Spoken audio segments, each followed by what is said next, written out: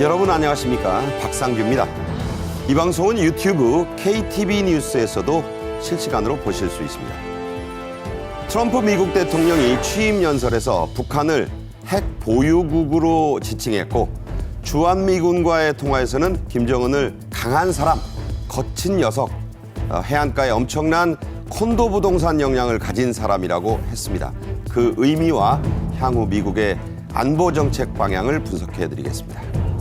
김범석 쿠팡 의장이 의사당 안에서 취임식을 지켜봤고 정용진 신세계 회장은 VIP 무도회에 부부 동반으로 참석해서 트럼프 대통령과 주요 인사들을 직접 만났습니다.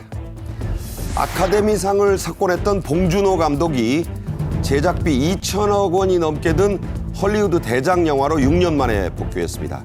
오징어 게임 2는 넷플릭스 2위로 내려갔지만 한국을 배경으로 한 미국 드라마가 그 자리를 차지해서 관심을 모으고 있습니다. 송국건 전 영남일보 서울본부장, 배종찬 인사이트 K 연구소장과 함께하겠습니다.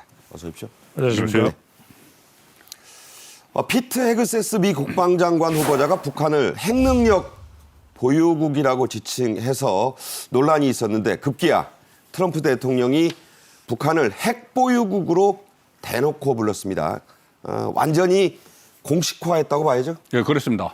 이제 트럼프 대통령이 오벌 오피스에서 이제 직무를 시작을 했는데 그 과정에서 기자들과 일문일답을 하는 과정에서 나온 이야기예요. 서명하면서. 네, 서명을 하고 행정명령 46건에 대해서 이제 서명을 하고 나서 기자들과 일문일답을 했는데 거기서 이제 북한은 핵 보유국이다.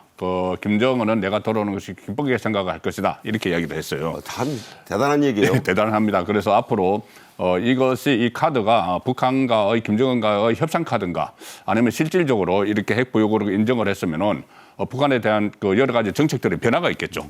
변화가 있는데 핵 보유국이라는 것은 지금 사실 NPT 그러니까 핵 확산 방지 조약에서 인정한 핵 보유국은 5나라예요. 그렇죠. 미국, 러시아, 프랑스, 영국, 중국. 그렇죠. 예, 이렇게 5나라고 그리고 비공식적으로 인정하는 나라가 또 4나라가 있는데 인도, 파키스탄, 이스라엘 그리고 또 북한. 그런 이렇게, 정도죠. 예, 그 정도로 이제 인정을 북한은 그동안 아니었는데 여기에 이제 트럼프 대통령이 공식적으로 이것을 인정을 하는 듯한 발언을 했기 때문에 그러면 앞으로 이 트럼프 2기 행정부에서는 이 북한 비핵화와 관련한 대북 정책들이 전반적으로 다 변화되는 것 아닌가 그런 전망이 나오는 발언을 어제 내놓은 것이죠. 네, 유세 때부터 사실 해온 얘기니까. 유세 때부터 뭐 계속 이야기를 했습니다.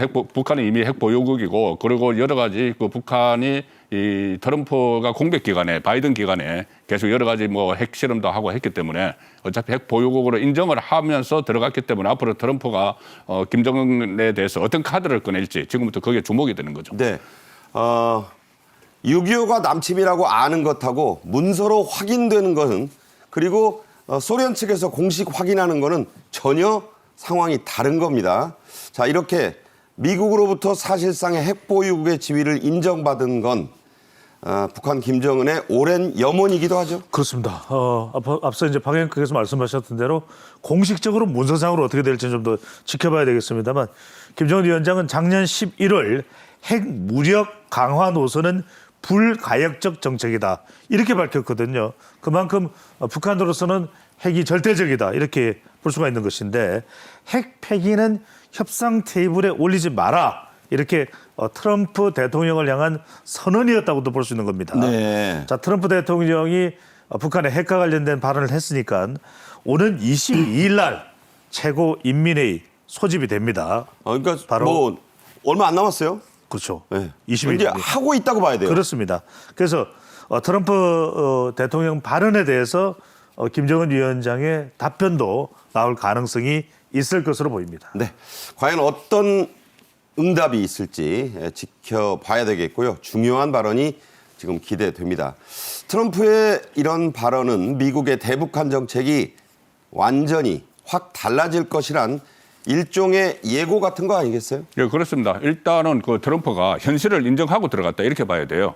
이 북한이 계속해서 미사일이나 핵무기 고도화를 위한 여러 가지 실험들을 해왔기 때문에 어차피 비핵화는 이제 불가능하다. 그것을 이제 현실을 인정하고 그 대신 대안으로 일단은 군비를 좀 통제를 하는 그쪽으로 전략을 변경을 했다. 이렇게 볼 수가 있는 겁니다. 그러니까 군축 협상을 하겠다. 군축이죠. 네. 그러니까 더 이상 확산되지 않도록 현재에 있는 것은 인정을 하고 더 이상 확산되지 않도록 하는 것이고 또 하나는 지금 중국과 맞대결을 하고 있지 않습니까? 그렇죠. 미국이 그 상황에서 대만의 상황도 지금 미국이 관리를 해야 되는데 만약에 북한과 한국이 또 어떤 대치를 하고 북한이 강경책을 계속 써면은 두 곳의 전선이 형성이 되잖아요. 그렇죠. 그러니까 한쪽에 집중하기 위해서 일단은 김정은에 대해서는 유화책을 쓰는 그런 그 상황이 되고 있는 좀 거죠. 달래놓고. 좀 일단 좀 달래놓고 여기는 좀 가만히 있어라. 지금 중국이 급하니까 그러니요. 대만이 집중을 해야 되니까. 네네.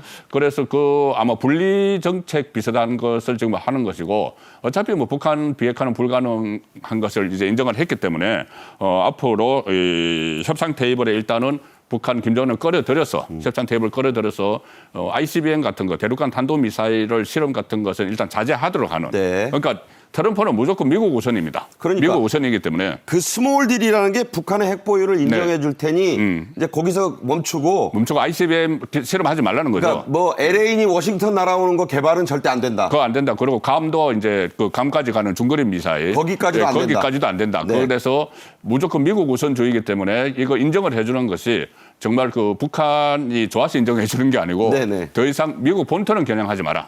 그 의미로 지금 스몰 딜 이야기가 나오고 있는 것이죠. 자, 우리도 단단히 좀 생각을 이제 하고 대비를 해야 합니다. 트럼프 2기 행정부가 이렇게 미국 우선주의를 이 외교 안보에도 앞세워서 북한과 만약 협상을 한다면 우리 정부가 소외될 가능성도 분명히 있어요. 일단 북한 비핵화라는 우리 정부의 입장은 아직까지는 불변이죠. 그렇죠. 우리는 변할 수가 없는 겁니다. 핵을 인정할 수가 없는 거죠. 그래서 앞으로 이제 미국과 어떤 논의가 있는지도 매우 중요할 수밖에 없는데 먼저 통일부의 입장입니다. 한미, 북한 비핵화에 확고하고 일치된 입장이다. 이거는 이제 공식적인 입장을 말씀드리는 겁니다. 앞으로 이제 트럼프 대통령, 트럼프 행정부가 어떤 변화를 가져올지는 더 정확하게 구체적으로 지켜봐야 되는 상황이고요. 우리 국방부도 북한 비핵화는 필수 조건으로 지속적으로 추진돼야 된다는 입장은 분명합니다. 외교부는 또 이렇게 얘기를 하고 있습니다. 어떤 기준이냐? NPT, 핵 확산 방지 조약, 금지 조약이라고 그럽니다. 이것을 기준으로 할 때 북한은 절대 핵 보유국의 지위를 가질 수가 없다. 이론적 공식적으로 그렇다는 거죠. 그렇습니다. 그렇기 때문에 앞으로 미국의 변화에 따라서 우리가 어떤 논의를 해야 될지 이 부분은 구체적으로 또 짚어나가야 되겠습니다. 네. 자, 이론과 현실, 비공식과 공식의 차이가 아주 미묘합니다. 최상목 대통령 권한대행은 임기 첫날 무려 46건이나 나온 트럼프 대통령의 행정명령들을 파악해서 대응하기 위해 이미 워싱턴 DC에 실무대표단 보냈고요. 지금 미국 신정부와 소통을 하면서 곧 통화에도 좀 트럼프 대통령과 할 예정이라고 했죠. 네, 그렇습니다. 아무래도 지금 대행 체제이기 때문에 직접적으로 연결되는 라인을 찾기가 좀 어려운 측면이 있다고 해요. 그렇지만 어쨌든 최상목 권한대행이 미국하고 소통을 하기 위해서 노력 중이고 이미 그 실무대표단을 워싱턴에 파견을 했습니다. 파견해서 이게 46건의 이 행정명령 중에서 직접적으로 한국과 연결되는 것은 바로 연결되는 것은 없는데 간접적으로 연결되는 부분이 있는지 얽힌 것들이 있죠. 네, 얽힌 것들이 있죠. 그래서 그것들을 지금 파악을 하고 있는 상황이고 특히 미국의 트럼프 정부가 대외 수입청이라는 것을 새로 신설을 하려고 해요. 네, 했죠. 신설을 하고 또 관세도 확대를 하고 여러 가지 뭐 한미 FTA에 대해서도 다시 들여다볼 가능성 이런 것까지 있기 때문에 여기에 대해서 만반의 대비를 하는 측면이 있고 특히 바이든 정책, 바이든 대통령 때 썼던 그 그린 뉴딜 이런 것들이 다 종료되고 지금 트럼프가 그 대통령 취임식에서 바이든을 상당히 비판을 했어요. 엄청 깠죠. 취임사에서 비판을 했습니다. 네네. 그런 모든 정책들을 다 바꾸겠다는 이야기가 되기 때문에 우리 정부가 거기에 그 만반의 대비를 해야 되는데 특히 그때 저희들도 한번 말씀을 나눴지만 윤석열 대통령과 트럼프가 통화를 할 때 우리나라 조선업에 대해서 상당히 관심을 가졌잖아요. 그랬죠. 예, 조선업에 대해서 일종의 손을 좀 내미는 거의 러브콜을 했죠. 러브콜을 했습니다. 그래서 최상목 대행도 그런 부분에 대해서 우리가 좀 경쟁력이 있고 우리가 좀 선제적으로 할 수 있는 그 분야에 대해서는 우선 미국과 협상을 하겠다. 그러니까는 우리에게 하나의 카드들이 우리도 카드가 있는 것이죠. 그 카드들을 적극적으로 활용하겠다는 지금 뜻을 피력을 하고 있습니다. 네. 미국 조선업이 좀 많이 쇠퇴했고요. 중국에 맞서기 위한 카드예요. 지금 모든 게 미국의 최우선 정책은 중국을 G2에서 빼내려는 데 모아져 있다. 이렇게 이해하시면 됩니다. 트럼프 미국 대통령은 취임식이 끝난 뒤에 찾은 사령관 무도회, 현역 군인들을 위한 무도회, 이름이 그렇게 붙어 있어요. 커맨딩 볼이라고. 여기서 주한미군 장병들과 깜짝 영상 통화를 했는데 그 장면을 한번 직접 보겠습니다. Hello, everybody. How we doing over there? How's Kim Jong-un doing? That's a good-looking group of people, isn't it? How is it going in South Korea right now? How's it doing? You have somebody with pretty bad intentions, I guess. You know, you would say that, although I developed a pretty good relationship with him, but he's a tough cookie.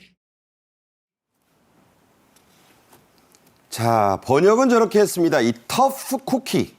뭐 쿠키라는 게 무슨 먹는 쿠키가 아니고요. 아주 친한 남자를 또 여성일 수도 있습니다. 터프 쿠키. 뭐 직역하면 거친 녀석. 그렇지만 나쁜 의미만이 아니에요. 상당히 다루기 힘든 사람이란 뜻이기도 합니다. 강하고. 자, 아주 뭐 잘 짜여진 그런 영상 통화였어요. 깜짝이란 말은 붙었지만. 자, 트럼프 대통령 이 즉석 영상 통화에서 김정은에 대해 정말 보신 대로 거침없이 발언을 해서 화제가 됐는데 김정은 발음이 아주 좋아요. 그렇습니다. 두 차례 또는 두 차례 이상 만났죠. 여러 차례 김정은 위원장과 만났기 때문에 그런 또 그 친밀감의 또 표현일 수도 있는 것이고요. 또는 얼마든지 내가 다룰 수 있다. 그런 차원일 것도 같습니다. 그래서 김정은은 어떻게 하고 있나? 그는 만만치 않은 상대다. 터프 쿠키. 터프 쿠키. 그런 표현을 네. 씁니다. 이게 사령관 취임 무도회 중 미 8군 사령관 또 평택기지 장병들과 이제 통화를 한 것인데 수십 명 서 있잖아요, 저기. 그렇습니다. 예. 실제로 트럼프 대통령이 일기 때 이 평택기지를 또 방문한 적도 있습니다. 트럼프 대통령은 계속해서 김정은에 대해서 이야기를 합니다. 꽤 나쁜 의도를 가진 사람과 함께 있지 않나 이렇게 얘기를 하면서 그게 이제 김정은이죠. 그렇습니다. 나는 잘 지냈지만 김정은은 다루기 힘든 녀석이지 않나 이러면서 사실 이 내용을 북한도 다 확인을 할 겁니다. 즉석에서 보고 있어요. 다 확인을 할 겁니다. 네. 그래서 라네브 사령관은 주한 미군의 훈련 상태에 대해서 매일 훈련하고 있다. 강한 상태를 유지하고 있다. 동맹은 굳건하다는 점도 분명하게 밝히기도 했습니다. 각하를 잘 모시겠습니다. 이 얘기도 붙어 있습니다. 그렇습니다. 저도 뭐 카투사 출신인데 미군들 항상 그렇게 얘기해요. 맞습니다. We will serve you. 네. 자, 트럼프가 수많은 해외 파견 미군들 가운데 주한 미군들을 첫 대화 상대로 꼽아서 이렇게 한 거 다 이유가 있겠죠? 네, 일단은 뭐 북한이 그 한반도 그 위협이 되고 있으니까는 그 동북아 정세가 중요하기 때문에 주한미군과 첫 통화를 했다고 봐야 되겠죠. 그런데 거기에 또 숨은 뜻이 있지 않겠습니까? 네. 트럼프가 계속 그 선거 중에도 한국을 머니머신 이렇게 불렀어요. 돈 많이 버는. 현금 인출기죠. 네, 현금 네. 인출기. 그래서 본인들이 그 미군이 저 한반도 평화를 위해서 지켜주고 있는데 방위비 분담금이 너무 적다 이런 이야기를 계속했어. 우리 많이 내는데도 그래요. 그러니까 심지어 100억 달러 이야기를 했습니다. 네. 100억 달러 정도는 받아야 된다. 그런데 100억 달러면 14조 원이에요. 14조 원을 받아야 된다는 건데 지금 방위비 분담금 특별협정을 그 작년 10월인가 그때 체결을 했어요. SMA라고 하죠. 그 체결을 한 금액이 1조 한 5천억 정도 됩니다. 그거 많잖아요. 네, 그러니까 엄청나죠, 그것도. 그런데 그것보다 10배를 더 받아내겠다는 이야기인데 네. 지금 트럼프는 그 취임하자마자 바이든 그가 차별화, 일종의 바이든 지우개를 많이 하고 있기 때문에 네네. 이 상황에서도 우리나라에게 재협상을 요구를 할 수가 있다고 지금 다들 그 관측을 하고 있죠. 네. 그래서 우리도 이 부분에 대해서 지금부터 만반의 그 태세를 갖춰야 되는데 어쨌든 그 전국이 빨리 안정이 돼서 이 부분 지금 트럼프가 이거 시작입니다. 이게 시작이에요. 앞으로 그렇죠. 뭘 요구할지 모릅니다. 윈터 이즈 커밍입니다, 지금. 예. 네. 실제로 트럼프가 그때 그 독일에 주둔했던 그 미군들을 빼내 버린 적도 있어요. 있죠. 방위비 분담금이 협상이 안 된다고. 그러면 만약 이 상황에서 그 주한 미군 일부를 또 철수를 한다거나 하면 한반도에 정세에 상당히 큰 변화가 예상이 되기 때문에 우리 지금부터 철저히 대비를 해야 될 필요가 있습니다. 네, 진짜 트럼프는요. 한다면 하는 그런 사람입니다. 정말 만만치 않은 트럼프 자신이 터프 쿠키죠. 부동산 개발로 큰 돈을 번 이 트럼프 대통령, 김정은에게 해안가에 엄청난 콘도 역량을 갖고 있다고 했습니다. 그러면서 아름다운 콘도를 지어봐라. 내가 김정은에게 그런 말을 했다. 이렇게 언론에 설명했습니다. 이게 바로 원산, 갈마지구 개발 등을 다 알고 있다는 거죠. 그렇습니다. 트럼프 대통령의 사업가 본능이 작동을 한 겁니다. 부동산 개발 사업자 아니겠습니까? 그러다 보니까 트럼프 대통령은 김정은 해안가에 엄청난 콘도 역량을 보유하고 있다. 바로 저걸 다 아는 거예요, 그렇습니다. 지금. 네. 원산의 갈마지구인데 원산에 이 뭐 상당히 유명하지 않습니까? 백사장. 그렇기 때문에 명사심리죠. 명사심리입니다. 말 그대로 이 지역을 개발할 수 있다는 것을 넌지시 암시를 한 것인데 북한에는 해안선이 참 많다. 부동산 개발 협력을 시사한 것인데 그냥 참고로 짧게 말씀드리면 실제로 트럼프 대통령의 둘째 딸 티파니의 사위 이 사돈도 레바논계 나이지리아 부동산 개발과 관련돼 있습니다. 엄청난 부동산 개발자죠. 엄청난 개발을 트럼프 이 기업과 함께 또 하고 있는 것이고요. 그래서 트럼프 대통령이 김정은에게 아름다운 해안 콘도 개발을 제안했었다. 과거형입니다. 그러면 언젠가 2018년 싱가포르 회담할 때 잘 이 북미 관계가 진전이 되면 이 북한의 앞으로 이 부동산 콘도 개발할 수도 있지 않겠냐. 그걸 아마 그때도 이야기를 했던 모양입니다. 배 소장 말씀대로 그렇게 되면 그 둘째 에릭의 장인이 대행을 할 수도 있겠어요. 그렇습니다. 네. 네. 미국은 그런 게 얼마든지 가능한 나라입니다. 우리가 만약 그랬다가는 대통령의 뭐 장인이 외국과의 부동산 개발업에서 뭐 주도를 한다? 난리가 나겠죠. 네. 이번 트럼프 대통령 취임식은요. 매서운 추위 때문에 실내에서 열렸습니다. 로툰다홀 본 행사장에는 한 800여 명 정도 그 이하 뭐 그 정도 들어갔다고 합니다. 자, 김범석 쿠팡 의장 그 다음으로 중요한 귀빈으로 참석을 했죠. 그렇습니다. 로툰다홀 여기에는 이 VVIP 정말 최고의 기빈들만 그렇죠, 정말. 들어갔고 네. 이 쿠팡 회장 김범석 회장은 그 다음 이 노예 해방홀이라는 데서 또 그 기념식이 열렸는데 그러니까 의사당 안에 있는 이맨시페이션 홀이라고 예, 있어요. 그렇습니다. 네. 그게 1,200명 안에 들어간 거죠. 그것도 그거 대단해요. 대단한 겁니다. 네, 1,200명 안에 들어간 거. 그런데 이 역시도 이 트럼프가 그러면 왜 이 초청을 했느냐? 이것도 철저한 미국 우선주의입니다. 그리고 또 어떤 그 사업가적 본능.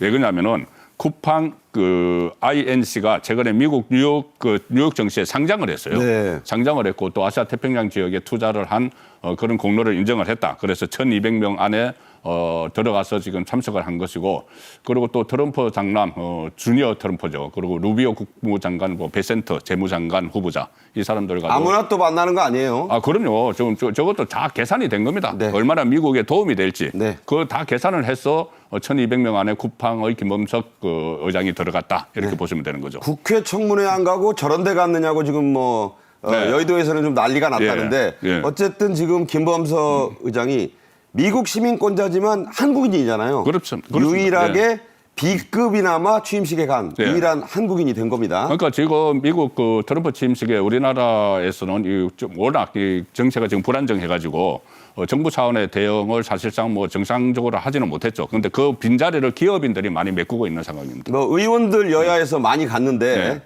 A급, B급은 다 못 간 거예요. 저 취임식을 호텔에서 봤다는 의원도 있고 뭐 그렇습니다. 그리고 이제 그 나중에 얘기가 나오겠지만 이 정용진 신세계 회장은 이보다 좀 급이 약간 낮은 아레나홀에서 TV로 물론 봤지만 굳이 말하면 C급 정도의 그 취임식에 참석을 했는데 자 미국은 철저히 이렇게 급을 나눕니다. 그렇지만 정용진 회장 부부 동반으로 취임식 후에 열린 세계 무도회 중에 가장 크고 화려한 VIP 무도회에 참석했죠. 그렇죠. 이런 참석도 상당한 네트워크가 또 있다 이렇게 볼 수가 있는 겁니다. 세계의 큰 무도회 그중에서도 스타라이트 무도회가 이름 자체가 벌써 그렇습니다. 별들이잖아요. 네. 엄선한 소수 정예 VIP가 초청되는 것이고 아까 우리가 봤던 그 장면인데 사령관 무도회 커맨더 인 치프 볼 여기서 현역 군인과 가족 재향 군인들이 초청받는 것이고 그다음에 자유의 취임 무도회 리버티 이너기럴 볼 정치인 후원자 일반 대중 등 초청인데 여기 어느 하나라도 그러니까 전에 보면 그 유람선 생각하시면 됩니다. 그렇습니다. 네, 1층 갑판실, 2층실, 3층실이에요. 비교하자면. 그렇죠. 네. 그래서 이 행사장에서 정말 중요한 사람들을 만날 수 있는 것이거든요. 정용진 신세계회장은 VIP들만 초청된 스트라이트 무도회에 참석을 해서 부부 동반으로 참석을 했습니다. 그래서 트럼프 대통령과 실제로 대면 인사를 가졌습니다. 그 아무나 해주는 거 아니에요. 이 점이 중요합니다. 얼굴을 대고 맞대고 이 악수한 거죠. 그렇습니다. 네. 스트라이트 무도회가 가장 친밀한 세계 무도회 중에서 가장 친교 또 가까운 이 VIP들이기 때문에 친밀한 분위기에서 이루어졌기 때문에 이런 교감이 됐다는 것도 지난번 말을 하고 해서 돈 주니어 아들과 함께 식사를 했고 이번에 또 무도회에서 만났다. 상당히 관계가 더 긴밀해졌다 볼 수 있겠습니다. 네. 정용진 회장은 이 친분이 깊은 방금 말씀하신 트럼프 대통령의 장남 도널드 트럼프 주니어의 안내로 여러 VIP들을 여기서 만났죠. 그렇습니다. 이게 중요합니다. 얼마나 이렇게 친밀해진 미국에서는 스킨십 이야기를 하거든요. 이게 중요한데 사진을 한번 보시면은 정용진 회장의 가장 지금 절친 저 부인이에요. 그렇습니다. 정 회장 이 사진에서 오른쪽은 그렇습니다. 부부 동반으로 갔는데 지금 어깨 어깨에 올리잖아요. 예. 손 올리고 엄지척. 또 또 이 사진은 누구냐 하면 네. 바로 이 루비오 국무장관 지명자와 얼굴을 마주보고 지금 또 대화를 하는 장면도 네, 이겁니다. 루비오하고 그렇습니다. 거리가 지금 뭐 입냄새 들릴 정도 거리잖아요. 숨소리가 더 들릴 거예요. 네네. 그러니까 마크 루비오는 지금 만장일치로 국무장관에 이제 오르게 됩니다. 그렇죠. 그렇습니다. 그리고 또 펜스 부통령 주관 네트워킹 행사에도 참석하는데 펜스 대통령을 소개해 준 사람이 누구냐 하면은 바로 돈 주니어 아들입니다. 네. 그러다 보니까 상당히 정용진 회장도 미국의 주요 인사들과 관계를 더 진전시켰다 이렇게 볼 수 있겠습니다. 네. 자, 트럼프 대통령은 취임식 후에 참석한 이 세 무도회를 다 돌았는데 그중에 사령관 무도회 두 번째 정도 되는 급이죠. 여기서 멜라니아 여사와 춤을 췄습니다. 남북 전쟁 때 북군의 군가 이게 배경 음악이었다고요? 그렇습니다. 이 사령관 무도회 자체가 참석자들이 현역 군인과 가족들 그리고 재향 군인 이렇게 됐고 그러니까 이 배경음악이 연방군이라고 하죠. 그때 남북 전쟁 때 유니온 아미. 예, 북군. 예, 북군입니다. 유니온 아미. 연방군의 군가인 이 공화국 찬가 이것이 배경음악으로 흘렀는데 공화국 찬가는 상당히 좀 종교적인 메시지가 많고 또 애국을 강조하는 거예요. 그렇죠. 국가에 대한 헌신 이것을 강조를 하는. 그러니까 링컨 대통령 편이었으니까. 그렇습니다. 링컨 네. 쪽이었죠. 그래서 애국적인 메시지가 많이 흐르는 그것을 배경음악으로 했고 또 드레스, 멜라니아 여사 이제 드레스도 상당히 관심을 모았는데 이 드레스가 취임식 그 일기 취임식 때 그때 디자이너가 이번에도 같이 이 디자인을 한 그 옷이라고 해서 또 화제를 모았죠. 네. 자, 트럼프 대통령과 멜라니아 여사는 나흘간의 취임 행사 내내 예상과 달리 매우 화기애애한 모습을 보여줬습니다. 트럼프 대통령의 부인 칭찬이 대단했는데요. 직접 보시죠. And I have a first lady who's been incredible. She's been incredible. I'm going to get hell when I say this, but her feet are absolutely aching. You know, those heels. And we thought we were leaving. We were going home. And we went out to the helicopter, though, just prior to this and said goodbye. And it's a custom. And the wind is blowing like crazy. And with the hat that she's wearing, she almost blew away. We almost lost off her. She was being elevated. She's been a great first lady, a beautiful and a great first lady. And they love our first lady. 네, 뭐 번역된 말 중에 훌륭이란 말이 여러 번 나옵니다. 멜라니아 여사는 취임식 때 책 넓은 모자를 썼는데 이 때문에 언론의 평가도 여러 가지가 나왔고 해프닝도 벌어졌죠? 그렇습니다. 트럼프 대통령이 부인 칭찬을 엄청 하네요. 네. 모든 남성들이 마찬가지입니다. 자, 멜라니아 여사 신중 품위 절제다 이렇게 표현되고 있습니다. 워싱턴 포스트는 멜라니아 여사가 챙이 넓은 모자 또 몸이 거의 드러나지 않는 그런 또 패션을 했거든요. 처음에는 그 남성 패션인 줄 알았어요. 그렇습니다. 그래서 미국식 패션 갑옷을 입었다. 드러내지 않는다. 상당히 신중하다. 이런 의미가 될 텐데 마피아 미방인처럼 또 종교 집단의 고위 성직자처럼 또 어떻게 보면 약간 오드리 헵번의 냄새가 난다. 마이 페어 레이디 영화에 그렇습니다. 저렇게 나왔습니다. 그렇습니다. 그게 네. 이제 그 영화의 성격도 굉장히 절제돼 있고 품위 있고 뭔가 드러내지 않는 그런 어떤 의미가 담겨 있는 거 아니냐. 근데 그 이렇게. 챙에 걸려서 허공 키스를 했어요. 그렇습니다. 모자를 이- 벗기고 할 수도 없고. 네. 트럼프 대통령이 키스를 시도했는데 챙이직이 부딪혔어요. 그래서 또 흑공 키스를 하는 그런 해프닝도 벌어졌습니다. 네. 참 미국 언론 자유롭습니다. 마피아 미망인이라고도 했고 오드리 헵번이라고도 했다가 종교단체 고위성직자 별로 안 좋은 의미로 또 쓰기도 하고 그래도 허용이 됩니다. 표현의 자유. 남편 쿠슈너 자녀들과 함께 취임식에 참석한 장녀 이방카 지금 좀 발을 빼고 있죠. 정권의 그 핵심으로부터 이번에 프랑스 명품 디오르 패션을 아주 즐겨하죠. 그렇습니다. 이방카 부부는 트럼프 1기 때는 백악관 선임 보좌관 이렇게 해서 제일 잘 나갔죠. 네, 제일 잘 나갔습니다. 그런데 이번에 대선 때 대선 그 후보 경선 때도 사실상 뭐 존재감이 거의 거정 같지 않다 했는데 이번에 취임식에서는 이 아주 화려한 옷을 입고 등장을 했어요. 다크 그린, 어두운 녹색 이것을 다 통일하고 또 베레모를 쓴 모습이 상당히 좀 저게 다 이색적이죠. 통일된 지금 디올 패션입니다. 그렇습니다. 전부 다 디올 패션이고 프랑스 디올 것인데 뭐 귀걸이 이런 것들도 다 관심을 모았고 또 스틸레토 힐이라고 예. 단검을 거꾸로 꽂아놓은 것 같다고 그래서 그래서 굽길이가 한 스틸레토입니까? 11cm. 제가 잘 몰라서 설명을 못 드리고 있습니다. 제가 말씀드리는 거예요. 예, 예. 스틸레토 저거 하이힐보다 어마어마하게 높은 굽이에요. 네. 예. 그래서 어쨌든 뭐 특이한 저 베레모드 쓰고 한 복장으로 이제 네. 등장을 해서 그러니까 또 발 부분을 예. 비춰준 걸 보니까 단검 꽂아놓은 것 같다 그래서 이게 스틸레토입니다. 예, 네. 예, 예. 어쨌든 독특한 의상으로 많은 관심을 모았고 어제 취임식에는 그 루이비통 회장도 직접 참석을 했다고. 아니, 그러니까 그게 800명 안에 네. 패션회사 CEO를 불러요. 미국은 그런 나라입니다. 그리고 제일 앞줄에 누가 앉은 줄 아세요? 그 중에 하나가 폭스뉴스 앵커를 불렀어요. 그렇습니까? 그러니까 참 트럼프 대통령이 그렇게 해. 어떻게 보면 파격적이죠. 하라면 하는 거예요. 예, 파격적입니다. 네. 예. 미국은 정말 대통령 한번 할 만합니다. 세계적인 이제 거장 얘기를 지금부터 하겠습니다. 세계적인 거장 반열에 오른 봉준호 감독이 6년 만에 신작을 갖고 돌아왔어요. 대단한 헐리우드 블록버스터입니다. 그리고 오징어 게임 2가 오랜 1위 질주 끝에 넷플릭스 2위로 내려섰는데 우리나라를 배경으로 한 미국 드라마 미드가 1위로 올라섰습니다. 먼저 영상 보겠습니다. This is going to be a pretty extreme job. From now on, you need to get used to dying.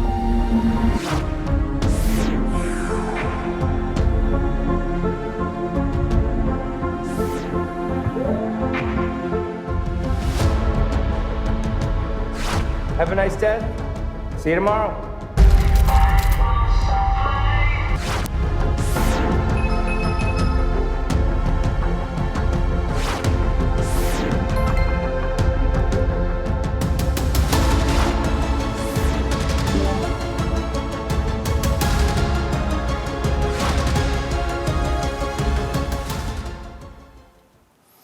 네, 봉준호 감독의 블록버스터 미키 17, 뭐 영어로는 17 이렇게 불러야겠죠. 개봉 전부터 지금 큰 화제가 되고 있죠. 그렇습니다. 그동안 봉준호 감독 작품이 안 나와서 기다렸던 분들이 많을 것 같아요. 짧게 말씀드리면 인간 냄새가 많이 나는 SF 영화다. 이런 평가를 받고 있습니다. 봉준호 감독의 2019년 이 아카데미상을 받은 죄송합니다. 그렇죠. 뭐 영화계의 노벨상이죠. 네. 기생충 이후에 6년 만에 복귀 소식입니다.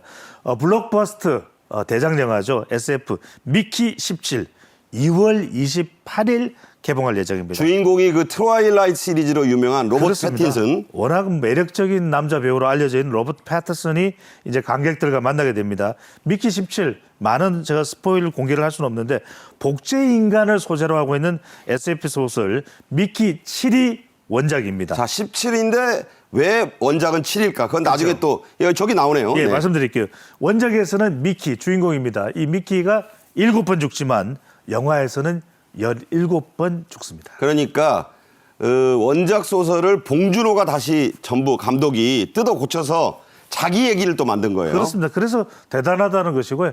화려한 이 배우들만큼이나 내용 구성이 상당히 오랜 시간 편집을 했어요. 그런 평가도 나오고 있습니다. 네, 봉 감독은 옥자, 설국 열차 이런 영화들로 이미 SF물에도 일가견을 보였죠. 자, 미키 17은 어떤 영화일지 예고편을 같이 보시겠습니다. This is going to be a pretty extreme job.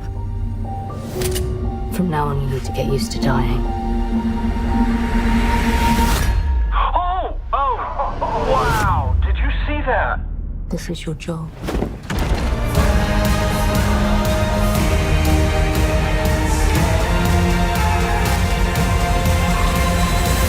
Hey, Mickey. Have a nice death. See you tomorrow.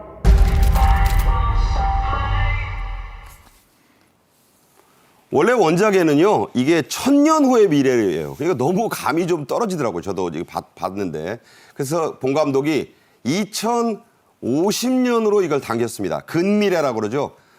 젊은 분들은 또 나이 들었다고 해도 살 수 있는 어떤 2050년의 상황을 만들어낸 겁니다.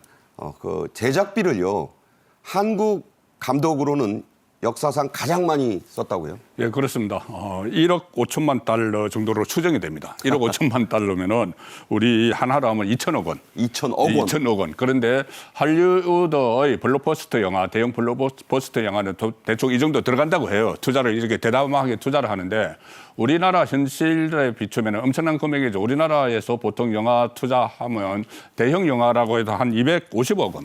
그 정도 해도 난리 나죠. 예, 엄청난 금액이죠. 대형이라도 250억 원 들어가니까 그거보다 한 10배 가까운 2천억 원, 2천억 원을 투자를 했습니다. 그래서 한국인 감독이 그 연출한 영화 중에서는 가장 최대 규모의 투자가 이루어졌다. 그래서 이것이 앞으로 헐리우드에서도 이것이 우리나라 감독이 통할지 그 부분에 대해서 많은 관심이 집중이 되고 있는 상황이죠. 봉 감독 자신이 그런 얘기를 했대요. 살인의 추억 때에 네. 쓴 제작비에 비하면 너무 겁나게 많다. 과연 어떤 작품이 나왔을지 궁금합니다. 그때 뭐 라면 먹고 짜파게티 먹고 그랬잖아요. 그러다가 이건 뭐 차를 갖다 부수는데 수천만 원짜리 차를 막 엄청나게 부쉈다고 합니다. 봉준호 감독은 AI가 쓸 수 없는 그런 시나리오를 쓰기 위해 고민을 참 많이 했다고 하는데요. 주연을 맡은 세계적인 스타 로버트 패틴슨은 살인의 추억을 보고 이걸 어떻게 봤는지 잘 모르겠지만 봉 감독의 팬이 됐다고요? 그렇습니다. 유명 배우들, 세계적인 할리우드 스타들도 이제는 봉 감독의 팬입니다. 또 봉준호 감독이 주목받는 이유는 워낙 이 각본 시나리오에 공을 많이 들입니다. 봉준호 감독이 AI가 쓸 수 없는 시나리오를 매일 밤 고민했다. 그래서 이번에도 제작 촬영을 다 하고 난 이후에도 편집에 그렇게 공을 들였다고 합니다. 네. 이렇게 이야기를 했습니다. 이세돌 바둑 처럼. 기사가 그렇죠. 알파고를 굴복시키는 한 수를 뒀듯이 저도 AI가 따라갈 수 없는 한 수를 세 페이지마다 한 페이지, 두 페이지, 세 페이지마다 하나씩 넣는 시나리오를 쓰고 싶다. 이렇게 또 이 의욕을 또 드러내기도 했었는데 이 패터슨 배우가 이런 이야기를 했습니다. 봉준호 감독의 살인의 추억을 보고 이 봉 감독의 세계관에 매료됐다. 이런 표현까지 할 정도입니다. 참 우리가 보유한 자랑스러운 세계적 거장이 아닐 수 없습니다. 반면에 요즘 우리 영화계 좀 시쳇말로 죽을 쓰고 있는 것 같아요. 스타 송중기 씨는 눈물을 보였고 역시 스타인 이성민 씨는 텅 빈 영화관 주차장에 상심을 했다고요? 네. 그러니까 온라인 동영상 서비스, OTT라고 하죠. 그것이 그 코로나 팬데믹 때부터 굉장히 유행을 했어요. 그동안은 젊은 층을 중심으로 많이 확산이 됐는데 이게 보편화되면서 그러면 영화관이 상대적으로 영화관을 찾는 관객들이 상당히 줄어들었어요. 네. 그래서 최근에 뭐 개봉된 영화가 거의 뭐 한 30여만 명 수준에 그쳤다 이런 영화도 있고 또 송강호 정도 하면은 흥행, 루성용 다 흥행이 보정되는 고정수표. 고정수표들이죠. 그런데 그 배우들이 찍은 영화도 일성이라는 송강호 주연 영화가 32만 명이 그쳤고 아, 거의 뭐 망했네요. 예, 루성용 주연의 아마존 할명수 60만 명.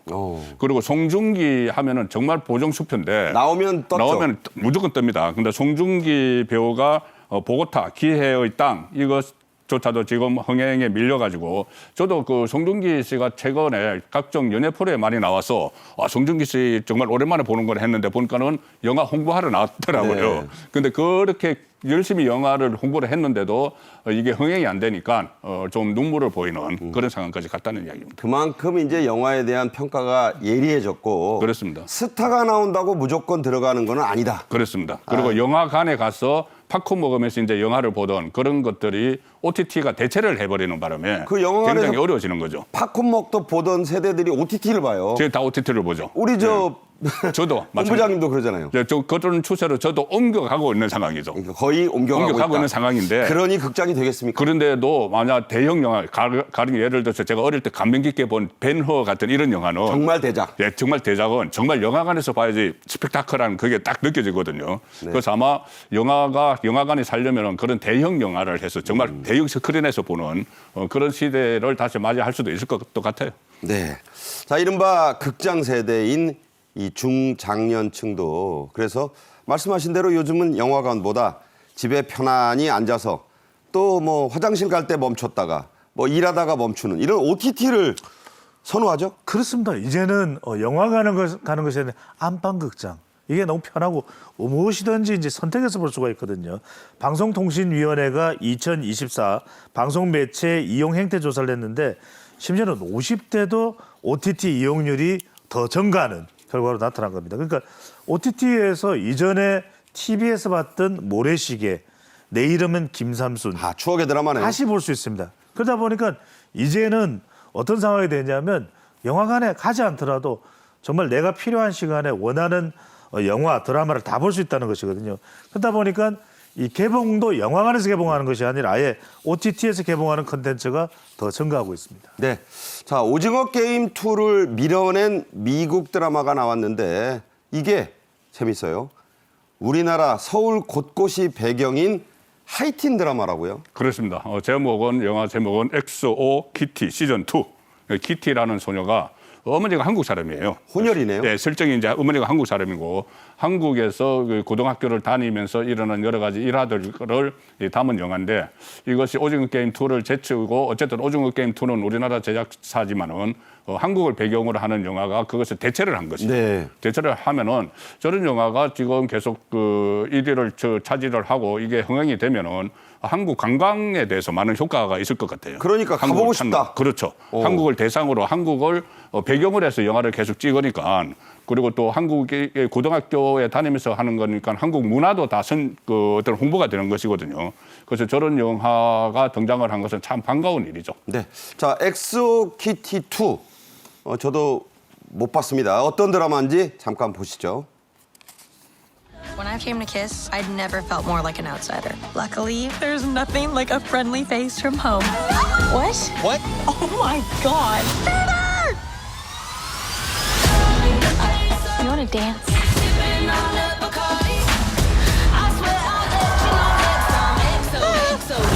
Wow. It's a whole new... I'm gonna make the most of it. You are Kitty Shawn, frickin' Cubby. Don't you forget it.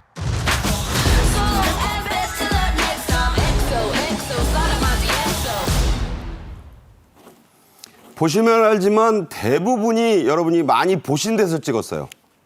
한국 배우가 등장한 미드는 있었지만 이렇게 아예 한국을 배경으로 한 미드가 히트하는 건 처음이죠. 그러니까요. 하이틴 드라마 재미가 있는 겁니다. 한국을 배경으로 한 것도 배경이지만 엑소 키티 뻔하지만 펀한. 그러니까 내용은 다 예상 가능한데 재미가 있는 겁니다. 알고 먹는 맛이 무섭다잖아요. 그렇죠. 네. 그래서 흥행을 또 올리고 있는 것인데 동대문 디자인 플라자, 또 명동, 남산 등 서울 명소가 이렇게 상당히 또 눈길을 끌고 있습니다. 그러니까 여러분들 모르는 사이에 저 배우들이 한국 와서 찍고 있었던 거예요. 그러니까요. 네. 근데 또 우리 이 한국의 서울의 또 명소들이 상당히 외국인들도 관심을 가질 수밖에 없는 그런 또 핫플레이스가 되는 것이고요. 한미 혼혈인 주인공 키티 또 연기가 상당히 또 매력적입니다. 그러다 보니까 심지어는 내용 중에 고조선 후삼국을 공부하는 내용까지도 나올 정도입니다. 네. 참 자랑스러운 부분이기도 합니다. 다음 주제 가죠. 식약처가 식품 표시 광고와 관련된 법을 손본다고 하는데 깨알 글씨, 이거 노안인 분들 아주 힘든 그것도 키운다고 하네요. 예. 제가 보니까 제일 반가운 소식 같기도 해요. 저한테. 저도 좀 그렇습니다. 예, 반갑습니다. 그래서 이 중요한 정보들은 이제 글자를 굉장히 키우고 나머지 꼭 필요해서 찾아봐야 될 것들은 이 QR 코드로 이제 대체를 하는 건데 지금 나오지 않습니까? 그 표시도 보면은 위쪽에 상당히 이제 크게 이렇게 좀 표시를 된 부분이 있지 않습니까? 저 다 아는데 가린 거예요. 예, 그렇습니다. 그래서 저기서 꼭 필요한 정보 그것은 좀 크게 표시를 하고 지금까지 이 10포인트, 그런데 12포인트. 그러니까 폰트? 1.2배 정도 커지는 것이죠. 그러니까요. 예, 커지고 특히 그 중요한 그 제품명이나 이게 소비 기한이 굉장히 중요해요. 중요하죠. 저희들이 저런 뭐 식품을 살 때 보면은 항상 그것을 찾아보는데 잘 안 보일 때가 있어요. 안 보이면 그냥 지난 거 먹을 수 있죠. 예, 그럴 수가 있습니다. 그래서 그런 것들 중요한 것을 지금 크게 키우는 그쪽으로 지금 법을 개정을 하고 있습니다. 자, 나머지 정보는 QR코드로 한다고 자막에 보였는데 자, 어떤 정보들을 이 QR코드로 확인할 수 있나요? 그러니까요. 글자를 키운다 하더라도 그래도 안 보여 하시는 분들이 계시거든요. 있죠. 이런 분들 휴대폰에서 글자 더 키워서 크게 보실 수 있습니다. 바로 이 중요한 정보들을 QR코드로도 확인할 수 있는 것이거든요. 일부 영양성분, 원재료명, 포장 재질, 또 업소 소재지 이게 중요합니다. 또 중요한 정보들이에요. 그렇습니다. 이런 정보들을 QR코드로 다 확인할 수 있습니다. 식약처는 실시간 식품 정보 확인 서비스 QR코드입니다. 지금 휴대폰 모습도 보실 수가 있죠. 그러니까 저 글씨를 휴대폰에서 얼마든지 또 키울 수가 있습니다. 그래서 식품 표시 제도의 합리적인 개선, 또 국민 건강 선택권을 보호한다는 측면에서 이제 안 보여 하시고 염려하지 마십시오. 글자를 키워서 원하는 정보 눈에 또렷하게 보실 수 있습니다. 스마트폰으로 갖다 대시면 되니까요. 뭐 요즘 그거 못 쓰는 분들 노인 어르신들도 없잖아요. 자, 곧 설 연휴가 시작이 됩니다. 사실상은 한 이틀 정도 남았네요. 식중독을 유발할 우려가 있는 식품들을 당국이 집중 관리하기로 했죠? 네, 그렇습니다. 크게 보면 초점 두 가지인데 하나는 식중독을 자주 일으킬 수 있는 식품. 그리고 또 한번 식중독을 일으키면은 좀 대형 어떤 사고를 갈 수 있는 그 식품 두 가지에 대해서 집중적으로 이제 관리를 하겠다는 겁니다. 그래서 다 빈도가 잦은 그리고 대형 식중독에 대해서 감시를 하는 건데 특히 김치 제조업소에서는 이 절임 배추 단계에서부터 이렇게 소독을 하는 것을 의무화하는. 저 소독해야 돼요. 네, 소독 꼭 해야 됩니다. 네. 그런 부분들, 그러니까 아주 디테일한 부분에 대해서 설 연휴를 앞두고 식약처가 좀 어떤 단속이나 또 계도에 나선 상황이죠. 그리고 물 세척 달걀 같은 것도 보관 유통 기준을 준수를 하고 있는지 집중적으로 이제 아마 현장에 가서 다 점검을 할 저 겁니다. 달걀 위생 엄청 중요하잖아요. 그렇습니다. 그냥 네. 갖다 조리하는 분들이 있어요. 네. 그것도 일단 식약처에서 집중적으로 설 연휴 기간에 점검을 한다는 이야기고 또 특히 저는 이 굴 같은 걸 상당히 많이 먹는 편인데 좋잖아요. 먹을 때 보면은 이 상식 이게 과연 어떤 그 굴을 보면은 꼭 이게 익혀서 먹으라는 그 굴도 있어요. 생식용이 있고 생식용이 있고 익혀서 먹으라고 거. 있는데 그거 중요하죠. 생식용에 대해서는 관리 감독을 더 강화를 하겠다 하니까는 저처럼 생식 굴을 좋아하는 사람은 참 반가운 소식이죠. 그러니까 생식인지 익혀서 구이인지 뭐인지. 정확히 보고하셔야 됩니다. 그렇습니다. 그러니까요. 자, 식약처는요 또 설 연휴 식중독 예방과 관련해서 꼭 주의하셔야 될 점들을 발표했습니다. 자, 어떤 내용이죠? 기본적인 게 중요합니다. 위생, 상하지 않게 또 바이러스가 이렇게 또 전염되지 않게 이 부분이 중요한데 식약처에서는 이렇게 이야기를 하고 있습니다. 명절 식재료 장보기 가급적 1시간 내로. 빨리 해라 이거네요. 그렇죠. 그러니까 시간이 길게 걸리면 이때 상할 수가 있는 것이거든요. 그때 이미 대장균 들어가고. 그렇습니다. 네. 신선도 유지를 위해서는 냉장식품을 먼저 구매하고 그다음에 육류, 어패류 이 순서대로 좀 구매하시는 게 좋을 것 같고요. 냉장, 육류, 어패류. 그렇습니다. 달걀, 생고기 방금 전에 달걀 이야기하셨죠? 생고기는 생으로 먹는 음식과 안 닿게 보관해 주시는 게 필요합니다. 그러니까 더 접촉하면 또 이게 오염되니까. 그럴 수 있습니다. 그다음에 냉동식품을 해동한 후에는 물에 방치하면 안 됩니다. 물에 방치하면 식중독균이 정식될 수 있기 때문에 이 점 주의해 주시고요. 그리고 마지막으로 설 연휴 이동 시에는 보냉 가방. 꼭 써야죠. 차 안에 두고서 이렇게 히터 틀어놓고 있으면 이게 상할 수 있습니다. 그래서 보냉 가방에 넣어서 보관을 해서 재가열후에 섭취해 주시면 이런 위생적인 효과를 살릴 수가 있겠습니다. 네, 긴 설 연휴에 음식 잘못 먹고 탈라면요. 연휴도 망치고 딱히 갈 병원도 요즘 없습니다. 지금까지 송국건 본부장 그리고 배종찬 소장과 함께 말씀 나눴습니다. 잘 들었습니다. 감사합니다. 네. 고맙습니다. 설 연휴의 이 시작이 사실상 이틀 정도 앞으로 다가왔습니다. 코로나 때보다 더 힘들다는 상인들의 아우성이 참 많이 들리는데요. 슬픔은 나누면 반이 되고 기쁨은 나누면 2배가 된다고 합니다. 내일 오후 1시에 또 찾아뵙겠습니다. 고맙습니다.